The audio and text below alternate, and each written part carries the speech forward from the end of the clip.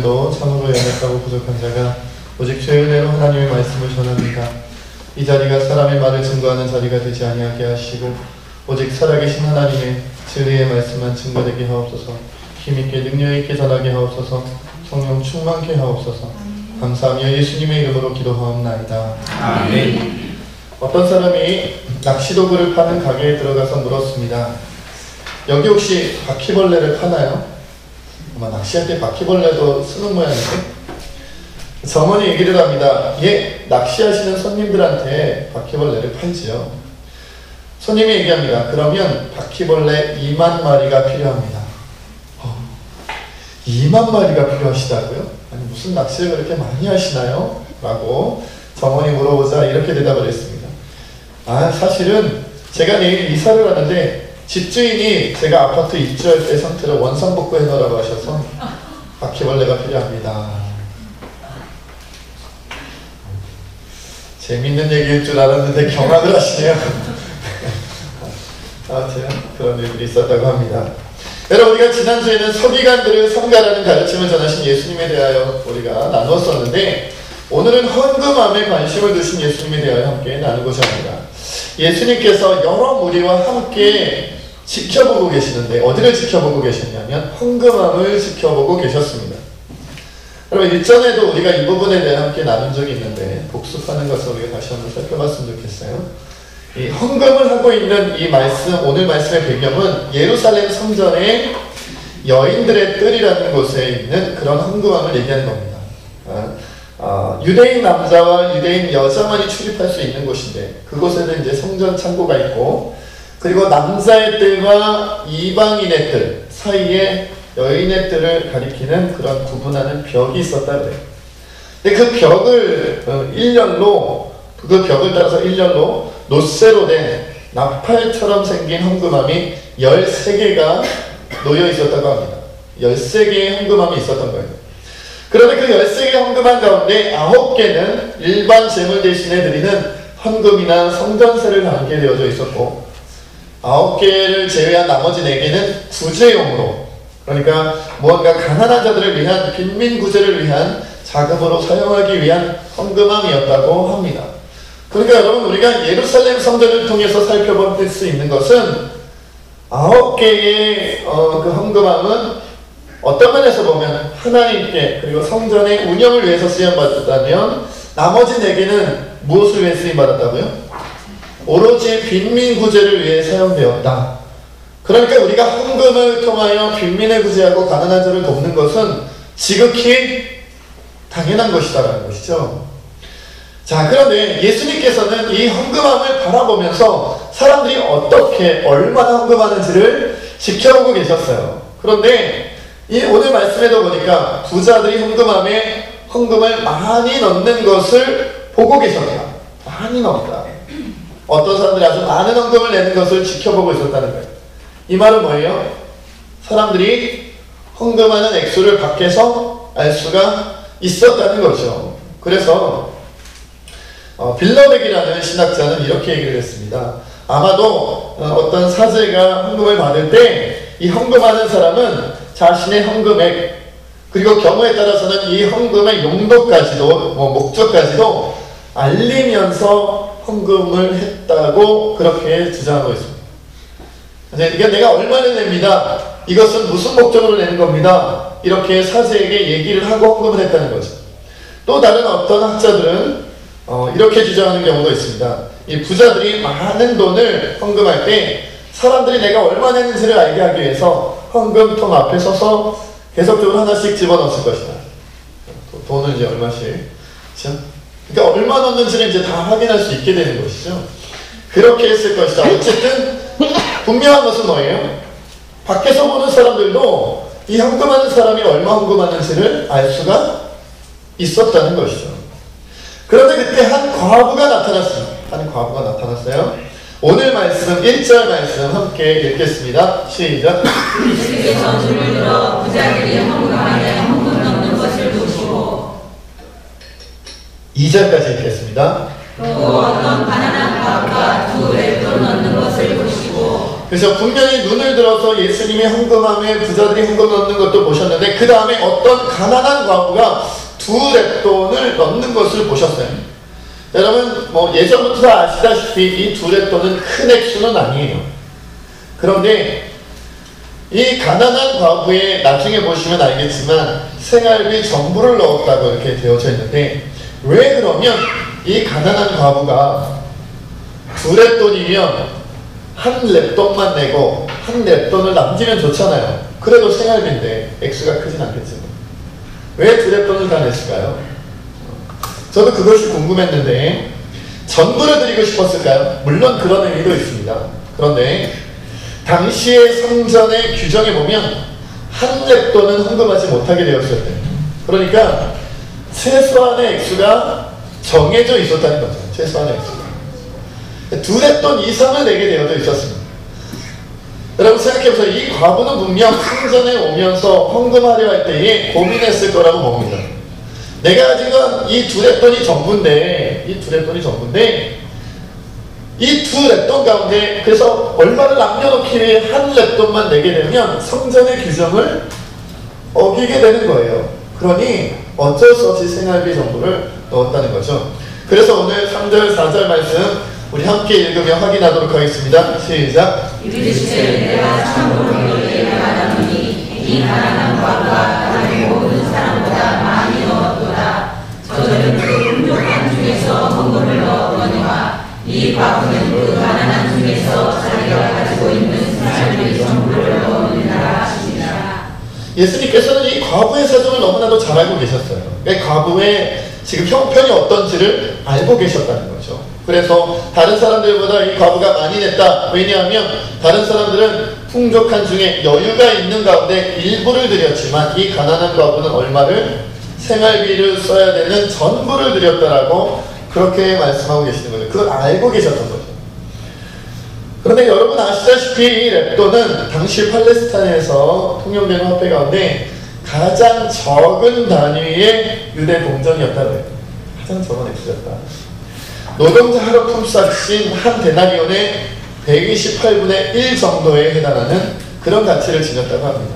그러니까 이 한 렙돈, 2렙돈 이거 가지고 있다고 해서 생활비로 제대로 쓰기도 어려울 정도의 작은 액수였다는 거예요. 생활비라고 하기에도 너무 민망할 정도로 너무나도 작은 액수였다는 거죠.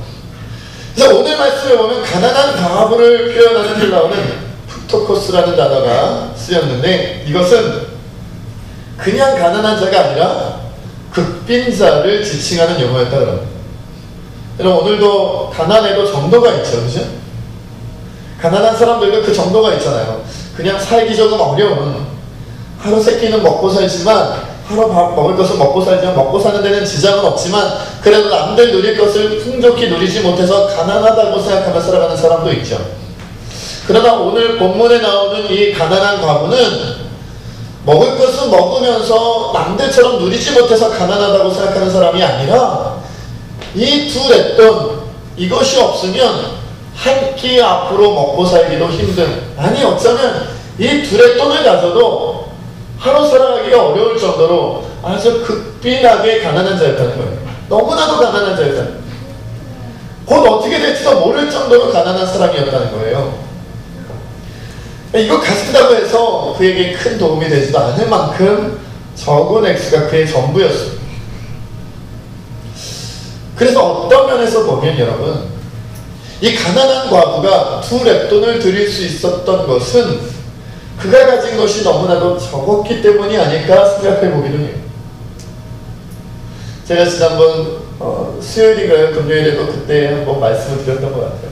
만약 가난한 과부가 2렙돈이 아니라 더 많은 액수의 돈이 있었다면 그가 정말 생활비 전부를 하나님께 내어놓을 수 있었을까요? 이런 고민을 해보는 거죠. 그때도 제가 질문했습니다만, 만약 여러분들에게 200원밖에 없다면 그 전부를 하나님께 헌금할 수 있겠습니까? 생활비 전부인데, 여러분 가진 재산 전부인데 할 수 있죠. 200원쯤이면 2,000원도 할 수 있어요. 2,000원도. 그런데 2,000만 원이라면, 그것이 여러분 전 재산이라면 하나님께 드리실 수 있겠습니까? 누가 아멘하셨어요? 저기 제가 잘못 들었나요? 여기 아멘이 분명히 들렸는데 아니죠?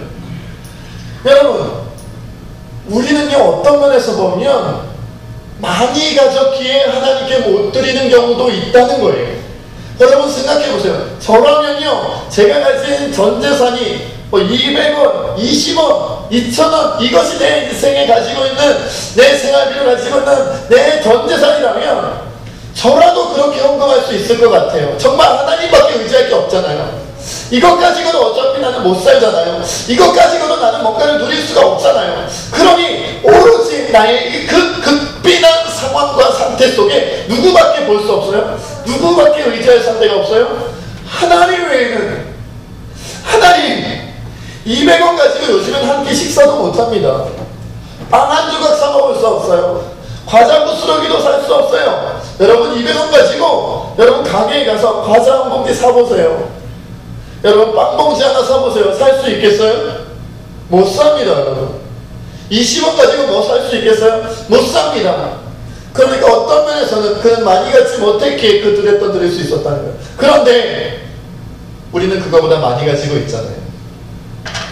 며칠을 먹고 살 수 있는 돈을 가지고 있잖아요. 몇 달을 먹고 살 수 있는 돈을 가지고 있잖아요. 조금 많이 가진 분들은 몇 년을 먹고 살 수 있는 돈을 가지고 있어요. 그런 재물과 물질이 있어요. 그러니까 하나님께 드리지 못하는 경우가 오히려 더 많아진다는 거예요. 어떤 면에서 본다면 이 가난한 과부는요 정말 그 의지할 것조차 되지 못하는 그 적은 액수의 물질, 그 적은 액수의 재물이 그녀로 하여금 오직 하나님밖에 바라보지 못하게 만드는, 하나님 외에는 소망이 없게 만드는, 하나님 의지하지 않으면 하루도 살아갈 수 없는 그 상황 자체가 그에게 눈에 영을지도 모른다는 거죠.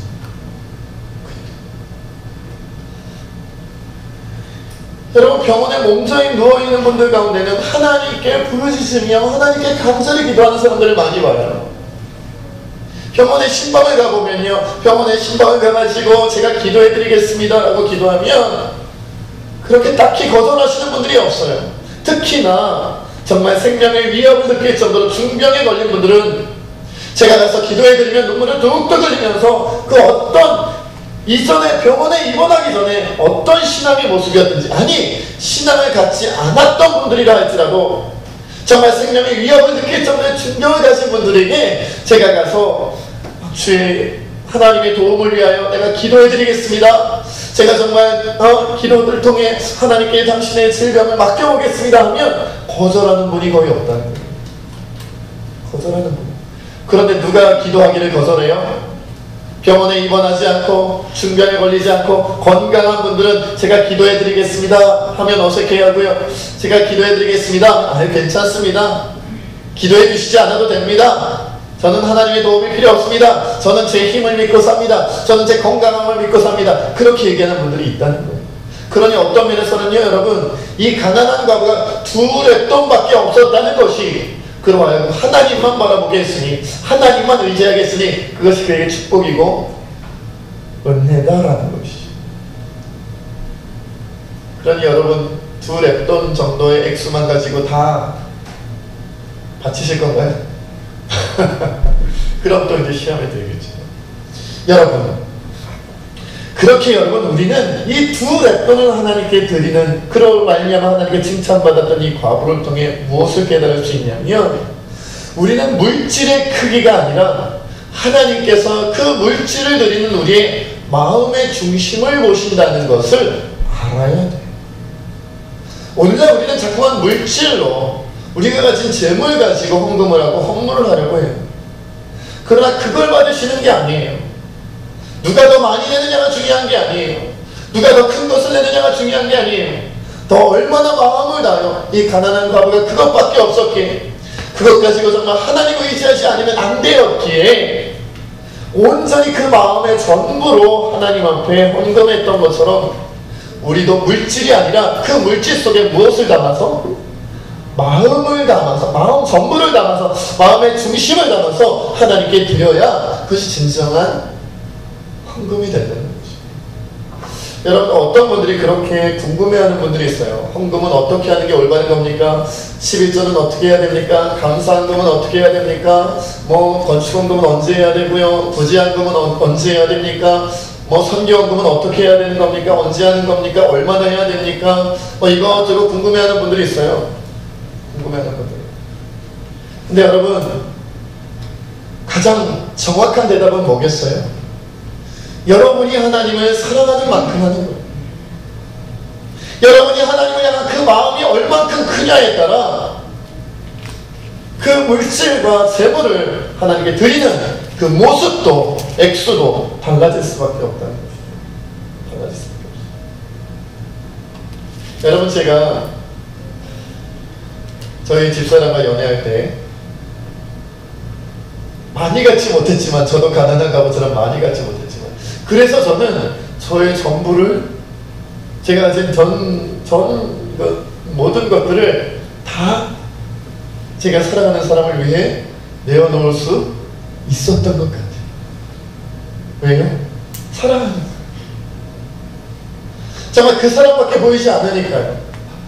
그 사람이 내 인생의 의미로, 내 인생의 정말 내 삶의 모든 의미를 가지고 있기 때문에 그에게 내 것을 주는 것이 조금도 아깝지 않은 거예요. 도리어 기쁨이고 감사가 되는 거예요. 그런데 오늘날 우리는 헌금할 때 자꾸 계산하는 것 같아요.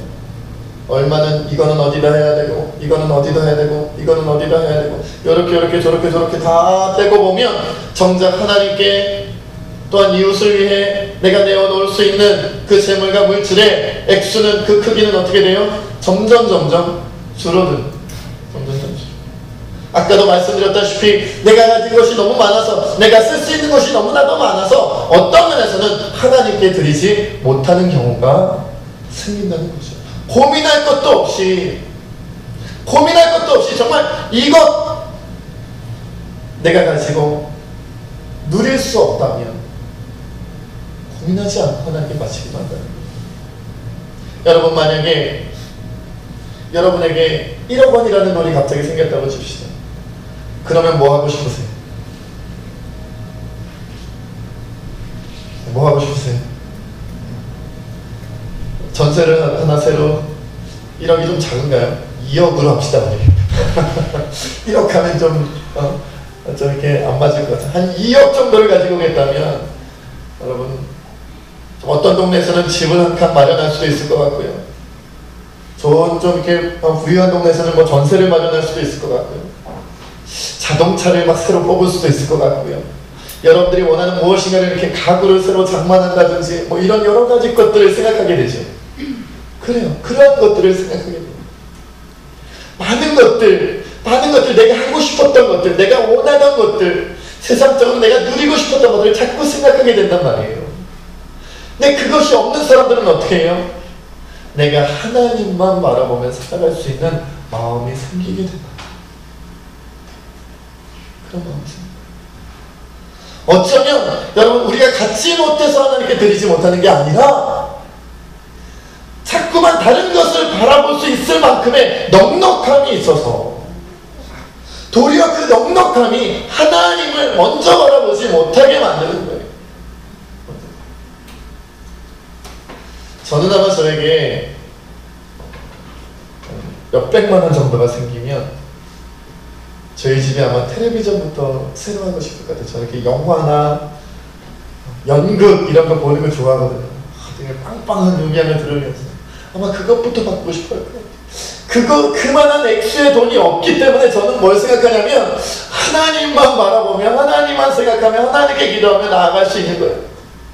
그만한 무언가가 있었다면, 이것 가지고 뭐 할까? 이것 가지고 뭐 할까? 이것 가지고 뭐 할까? 자꾸 딴 생각하게 만드는. 다시 한번 말씀드립니다.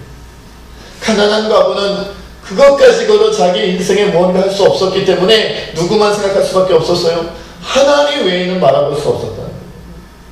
그렇게 때로는 여러분들의 가난함이, 때로는 여러분의 넉넉하지 못함이, 때로는 여러분들의 여유롭지 못함이 도리어 여러분에게는 은혜고 축복일 수가 있다는 것입니다. 그런데 여러분, 우리가 한번 생각해 봅시다. 이런 고민 해보셨어요? 이런 상상해 보셨습니까? 이렇게 과부가 지금 두렙돈이라는 자기 전 재산을 하나님께 내어놓았잖아요. 헌금했잖아요. 그 다음 장면은 어떻게 됐을까요? 여러분 고민해 보셨습니까? 저는 상상하게 됐어요. 이 두 렙돈을 바친 다음에 이 과부는 하나님으로부터 예수님께 칭찬받을 만큼 놀라운 헌금, 놀라운 헌신을 한 건데, 그러면 하나님께서 그녀에게 어떤 축복과 은혜를 주셨을까? 궁금하지 않으세요? 안 궁금하신가요? 그녀는 그녀고 나는 난가요? 여러분, 저는 그것을 계속 상상해 봤어요. 하나님께서는 그녀에게 어떻게 채워주셨을까? 어떤 은혜를 주셨을까? 이렇게 예수님께서 칭찬하실 정도로 놀라운 역사를 헌신하고 내어놓았는데, 그에게 하나님께서 어떻게 갚아주셨을까 말이죠. 물론 성경에는 그런 기록이 있어요, 없어요? 없죠. 그래서 우리가 정확하게 그 뒷내용을 알 수는 없어요. 하지만 성경의 다른 내용들을 통해 짐작할 수 있는 바는 있습니다. 여러분, 우리가 공간복음서에 공통적으로 나온 내용 중에 부자 청년에 대한, 예수님을 찾아왔던, 그래서 영생을 얻는 방법에 대하여 물어봤던 그 부자 청년에 대하여 우리는 공간복음서 어디서나 살펴볼 수가 있어요. 부자 청년이 자신의 전 재산을 팔아 가난한 자들에게 주고 나를 따르라는 예수님의 말씀을 지킬 수가 없었던 장면이죠. 마가복음 10장 21절에 보면 이렇게 얘기하고 있어요. 예수께서 그를 보시고 사랑하라 이르시되 너에게 아직도 한 가지 부족한 것이 있으니 가서 너에게 있는 것을 다 팔아 가난한 자들에게 주라. 그리하면 하늘에서 보화가 너에게 있으리라. 그리고 와서 나를 따르라. 그러나 따라가죠. 분명 하늘에서 보화가 있을 것이라고 말씀해 주셨고 나를 따르라고 말씀해 주셨지만, 그러나 그렇게 하지 못했다. 그리하여 부자가 결국은 하나님 나라에 들어가기 어렵다. 부자는 하나님 나라에 들어가기가 얼마나 어려운지, 낙타가 바늘기로 들어가는 것보다 부자가 하나님 나라 들어가는 것이 더 어렵다 그랬어요. 그런 말씀을 예수님께서 해주시면서 이어서 이런 말씀을 해주십니다. 마가복음 10장 29절 30절에 보니까 예수께서 이르시되 내가 진실로 너희에게 이르노니 나와 복음을 위하여 집이나 형제나 자매나 어머니나 아버지나 자식이나 전토를 벌인 자는 현세에 있어 집과 형제와 자매와 어머니와 자식과 전토를 100배나 받되 박해를 경하여 받고 내세의 영생을 받지 못할 자가 없느니라. 이렇게 말씀해 주셨다. 자, 여러분, 이 말씀을 통해 우리는 모든 것을 하나님께 바친 자들이 하나님께서 어떻게 그것에 응답하여 주시는지를 배울 수 있게 되죠. 특별히 여러분, 우리 한번 정리해 봅시다. 제가 살펴보니까 한 3가지 정도의 하나님이 주시는 보상이 있었어요. 이 두 말씀을 연결시켜보면 그렇다는 거죠. 마가복음 10장 21절과 29절 30절 말씀을 이렇게 종합하여 보면 3가지 정도의 하나님의 보상이 있었는데, 첫째는 뭐냐면 그들이 바친 것을 보상받는데 현세에서 100배나 받는다고 합니다. 이것이 뭐 정확하게 100배다, 100만 원이니까 1억이고 1억이면 100억이고 정확하게 뭐 숫자적인 개념에서의 100배는 아니겠지만 뭐라는 거예요? 하나님께서 이 현세 가운데, 우리의 현세라는 건 뭐예요? 오늘날 우리가 살아가고 있는 이 삶의 현장 속에서 하나님이 갚아주시는 것이 있는데, 어떻게 갚아주신다는 거예요? 넘치도록 풍족하게 갚아주시는 부분이 있다는 거죠. 둘째는 내세의 영생을 받는다고 합니다. 내세, 우리가 이 몸의 육신이 죽고 난 다음에 영생을 받는다는 거예요. 그리고 세 번째는 하늘에서 무엇이 있을 것이다? 보화, 보물이 있을 거다. 하나님 나라의 저 하늘에서부터 보화가 너에게 있을 것이다. 그래서 마태복음 16장 19절로 20절 말씀은 우리에게 이렇게 얘기하고 있습니다. 너희를 위하여 보물을 땅에 쌓아두지 말라. 거기는 종과 동록이 해하며 도둑이 구멍을 뚫고 도둑질하느니라. 오직 너희를 위하여 보물을 하늘에 쌓아두라. 거기는 종이나 동록이 해하지 못하며 도둑이 구멍을 뚫지도 못하고 도둑질도 못하느니라. 이렇게 말씀하시다는 거죠. 여러분, 그러니까 뭐예요? 보물을 어디다 쌓아두라고요? 하늘에 쌓아두라고요. 왜요? 이 땅에는 뭐가 있다고요? 좀도 있고 동력도 해야 하고 도둑이 구멍을 뚫고 도둑질도 하는데 저 주님의 나라 하나님 나라에는 좀이나 동력이 해하지 못하고 도둑이 구멍도 뚫지 못한대요. 강철벽으로 만들었나 봐요. 이 땅에서는 도둑이 구멍 뚫고 들어와서 이렇게 가져가는데요. 저 하나님 나라에는 벽들이 다 튼튼하대요. 다이아몬드 같이 아주 튼튼한 걸로 만들었나 봐요. 그래서 도둑이 아무리 뚫고 싶어도 구멍을 내고 싶어도 여러 번 가져갈 수 있다 없다? 못 가져간다는 거예요. 그러니까 여러분 오늘 그 마태복음 6장 19절로 20절 말씀을 보면 누구를 위해서 하늘에 쌓아두라 그랬어요? 너희를 위하여. 다시 말하면 우리 자신을 위하여 하늘에 쌓아두라는 거예요. 이게 지혜 있는 자의 모습이다라는 거죠. 지혜가 없는 사람은요 자기 자신을 위하여 이 땅에 쌓으려고 해요. 지혜가 없는 사람들이에요. 뭘 몰라도 한참 모르는 사람들이죠. 지혜 있는 사람, 하나님에 대해 좀 아는 사람들은 자기 자신을 위하여 이 땅이 아니라 어디에다가? 하늘에다 쌓아둬요. 왜냐하면 거기는 없어질 염려가 없어요. 사라질 염려가 없어요. 뿐만 아니라 하나님 나라는 항상 30배, 60배, 100배 오늘 말씀에도 있잖아요. 현세에서 받을 때 100배나 받게 된다. 하나님 나라에 싸우면 그렇게 된다. 하늘에서 보화가 있는다. 내세에 영생을 받는다고 주님이 말씀하셨다는 거죠. 여러분이 지혜가 있다면 지금까지 땅에 쌓아두고자 애썼던 노력들을 다 내려놓으실 거라고 봅니다. 그리고 하나님 나라에 쌓기 위하여 저 하늘 나라에 쌓기 위하여 여러분들 이제부터의 삶의 모습이 변할 거라고 봅니다. 이 말씀을 믿는 자는 그렇게 살게 되겠지요. 그런데 여러분 문제가 하나가 있어요. 저는 사실 예전 같으면 천세에서 100배나 받는다에 제 마음이 갔을 거예요.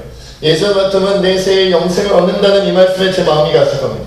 예전 같으면 하늘에서 보화가 있을 것이라는 그 말씀에 제 마음이 갔을 건데 이번에는 이 본문 말씀을 보면서 제 마음이 다른데 마음이 끌리더라고요. 어떤 부분인지 아세요? 바로 이 말씀입니다. 아까 살펴봤던 마가복음 10장 30절에 현세에서 집과 형제와 자매 어머니와 자식과 전토를 100배나 받되 박해를 겸하여 받는다. 그리고 예수님께서 부자 청년에게 주셨던 말씀 다 팔아 가난한 자들에게 주라. 그리하면 하늘에서 보화가 내게 있으리라. 그리고 와서 나를 따르라. 그리고 와서 나를 따르라. 이 말씀이 갑자기 제 마음에 크게 들려왔어요. 하늘에서 보화가 있다는 말씀 말고요. 현세에서 100배나 받는다는 말씀 말고 내세에 영생을 받는다는 말씀 말고요. 현세에서 100배나 받는데 박해를 겸하여 받는다. 그리고 가난한 자들에게 주고 오면 그리고 와서 나 예수를 따르라. 이 말씀이 저에게 크게 들리더라는 거예요. 저에게도 강렬하게 들렸다는 겁니다. 여러분 오늘날 모든 것을 바친 자들에게 주어진 공통적인 축복이 바로 여기 있어요. 그것은 뭐냐면 하나님께 전부를 바치면 주님께 전부를 바치면 예수님을 온전히 따르는 예수님을 위해 박해까지도 받으면서 살아갈 수 있는 그런 축복과 은혜를 누리게 된다는 거죠. 여러분 주님께서는 여러분의 물질이 있는 곳에 여러분 마음이 있다고 그랬어요. 마태복음 6장 21절에 보면 너의 보물이 있는 그곳에는 너의 마음도 있다고 그랬습니다. 사도행전 4장 32절에 보면 초대교회 성도들이 하기를 믿는 머리가 한 마음과 한 뜻이 되어 모든 물건을 서로 통용하고 자기 재물을 조금이라도 자기 것이라는 이가 하나도 없었다는 거예요. 하나도 없어요. 여러분 초대교회 성도들은요 하나님께 다 드리고 나니까 그 다음부터 어떻게 됐냐면 예수님을 온전히 따를 수 있게 됐어요. 하나님께 다 드리고 나니까 그 다음부터 어떻게 됐냐면 박해까지도 감당하며 목숨까지도 내어놓고 예수님을 따를 수 있는 자가 되었다는 거예요. 이것이 하나님께 모든 것을 내어 바친 자들이 받은 은혜와 축복이라는 거죠. 자기 재물이 자기 것처럼 여겨지지 않더라는 거예요. 하나님께 많이 드렸더니 하나님이 100배나 주셔가지고 아주 큰 거부가 되어서 세상을 떵떵거리면서 명예를 누리고 이 세상 권력을 누리며 그 물질 가지고 세상 사람들을 부러워하며 그렇게 살아갔다. 바쳤더니 예수님을 온전히 따라 살게 되었다라고 얘기를 합니다. 모든 것을 다 바쳤더니 거부가 된 것이 아니라 밖에까지도 받아내며 목숨까지도 주님을 위해 내어놓으며 예수님을 따라 살아갈 수 있게 되었다라고 얘기를 합니다. 가난한 과부처럼 예수님의 제자들처럼 그들이 가진 모든 것을 하나님께 바친 자들, 그들은 비로소 예수님을 온전히 따를 수 있게 되었다. 박해까지도 받고 생명도 다하여 예수님을 위해 살 수 있는 존재로 변화되었다는 거예요. 그것이 진정한 축복이고 은혜다라는 거예요. 여러분, 만약 가난한 과부에게 하나님께서 그 모든 것을 생활비 선물을 바친 것을 가상히 여기시고 기쁘게 여기시고 그를 칭찬하기 위하여 만약 그 가난한 과부에게 100배나 넘치는 더 많은 물질을 주었다면 과부는 그 물질을 가지고 예수님을 위해 살았을 거예요. 여러분, 만약 가난한 과부에게 하늘에서 보화가 주어졌다면 과부는 그 보화를 가지고 예수님만을 위해서 살았을 겁니다. 이것이 오늘날 전부를 바칠 수 있었던 과부와 전부를 바칠 수 없는 우리의 차이점이라는 거예요. 과부가 전부를 바쳤을 때 그로 말미암아 하나님의 은혜를 누리고 그것으로 말미암아 하나님의 축복을 받게 되면 남은 인생에 하나님이 그 무엇을 주신다 해도 그것 가지고 하나님을 위해 살 수 있게 되고 그것 가지고 주님의 영광을 위하여 하나님 나라를 위하여 살 수 있게 된다 해도 이게 은혜고 축복이에요. 100배나 받았다는 게 축복이 아니라 하늘에서 보화가 쏟아지는 것, 그것이 큰 축복이 아니라 정말로 우리에게 주어지는 큰 축복은 무엇이냐면 예수님을 위해 내 모든 것을 온전히 다 내어놓을 수 있는 자로 변화되는 것, 이것이 진짜 큰 은혜다.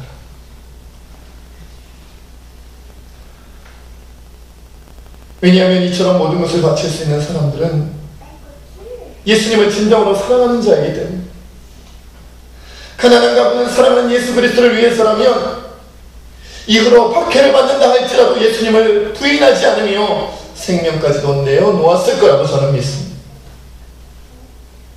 사랑하는 예수님을 위해 모든 것을 내어주는 삶, 그것이 최고의 헌금을 드릴 수 있었던 그리스도인이 이후에 누리게 될 최고로 복된 삶이다라는 것이죠. 여러분, 이런 삶을 누리고 싶지 않으십니까?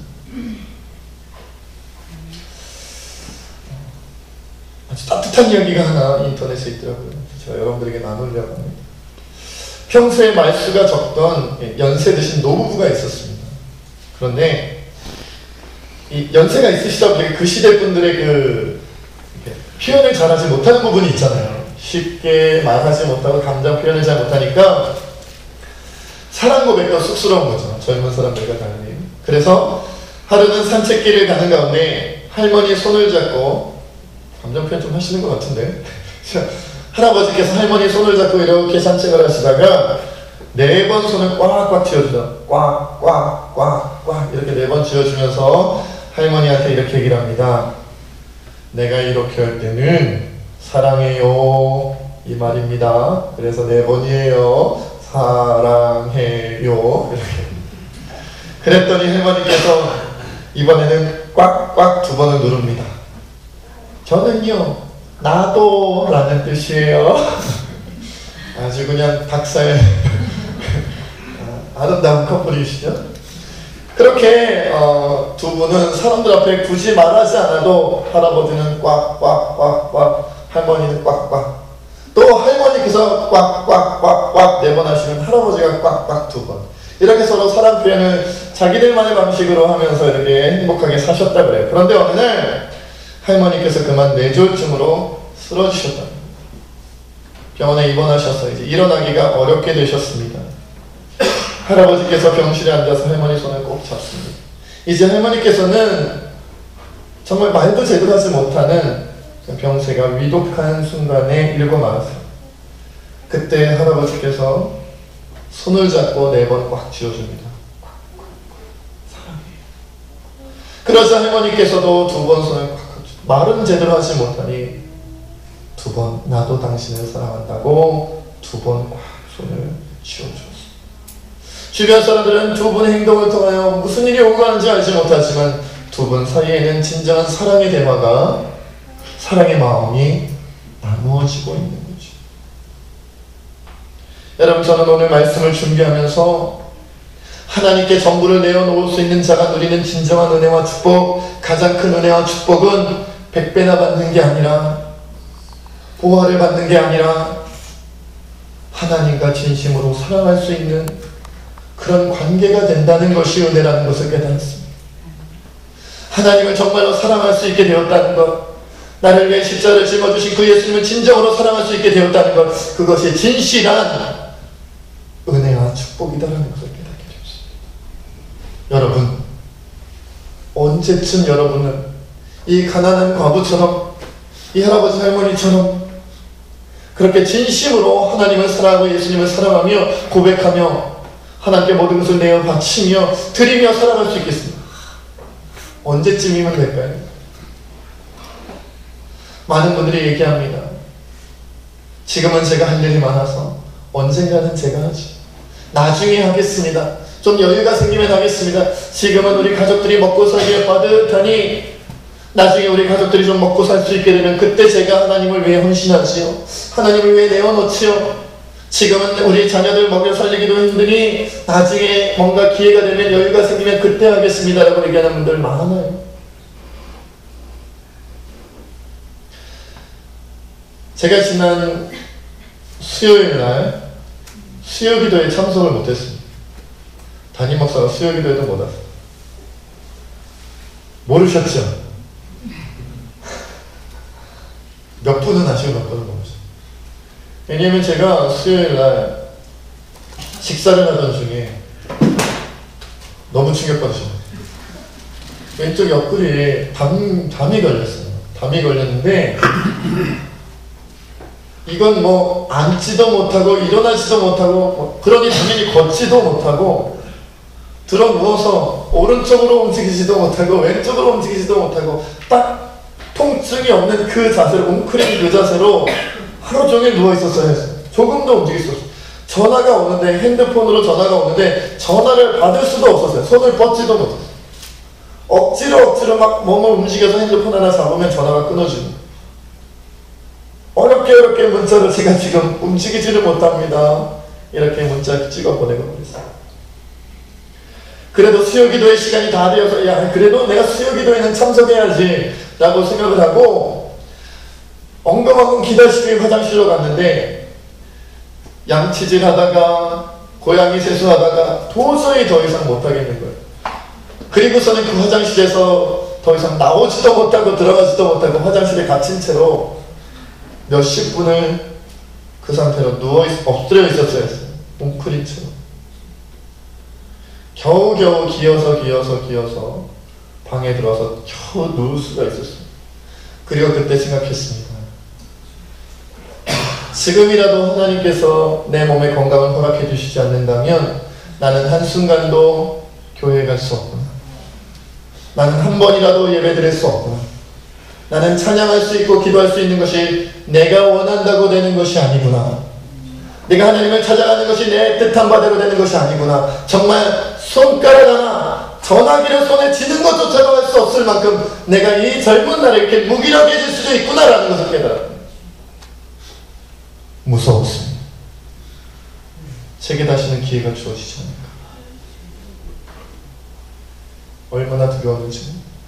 금요일이면 금요 기도회를 해야 되는데, 토요일이면 신방을 가야 되는데, 주일날 예배 인도를 해야 되는데, 만약 이렇게 하나님께서 영원히 일어나지 못하게 만드신다면 난 이것으로 내가 할 수 있는 모든 목회사역이 어쩌면 끝나는 것일지도 모른다는 두려움이 저희 엄습에 왔을 때 죽음의 공포만큼이나 두렵고 떨리는 마음으로 하나님께 기도할 수밖에 없어요. 하나님!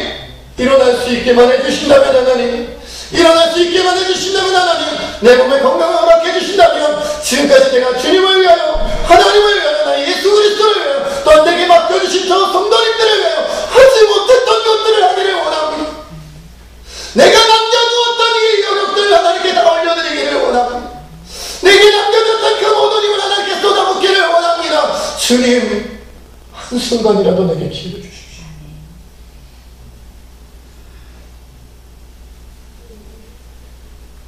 그러는 가운데 지난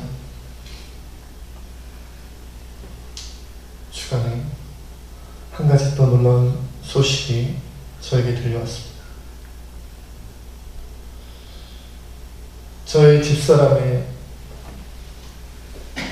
대학교 때부터 친하게 지냈던 한 친구가 아이를 임신한 지 3개월 만에 뇌졸중으로 갑작스럽게 하나님 품으로 갔다는 소식을 들었어요.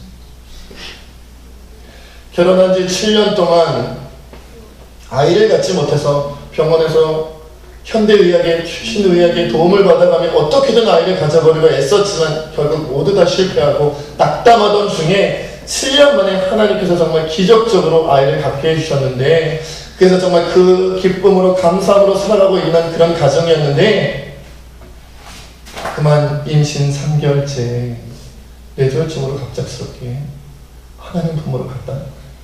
남편이 회사에서 업무를 마치고 집에 들어와 보니 자신의 아내가 방에 엎드려 있더라는 것이죠. 힘들어 깨었더니 깨어나지 못하더라고요. 이미 하나님 품으로 갔다는 거죠. 30대 중반에 첫 아이를 임신하여 이제 임신 3개월밖에 되지 않은 그 여인이 하나님께서 왜 그러셨는지는 알 수 없지만 주님이 불러가셨다.